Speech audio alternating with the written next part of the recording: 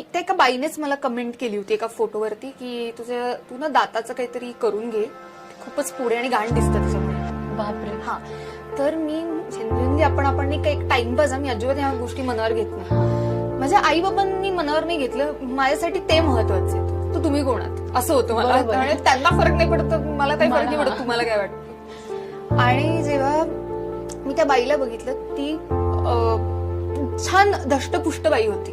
Again मी body shame नाही करत आहे, पण मला असं म्हणायचंय की असं नाहीये ना की तू ऐश्वर्या राय आहेस किंवा अजून कोणीतरी आहेस. बरोबर. आज तिला एक मुलगी होती, हो, तिच्या प्रोफाईल वरून मला जाणवलं. तर मला वाईट या गोष्टीचं वाटलं की उद्या तुझ्या मुलीला कुठल्याही गोष्टीवरून एखादी व्यक्ती जर असं काही म्हणाली तर तुला ते जाणणार आहे का?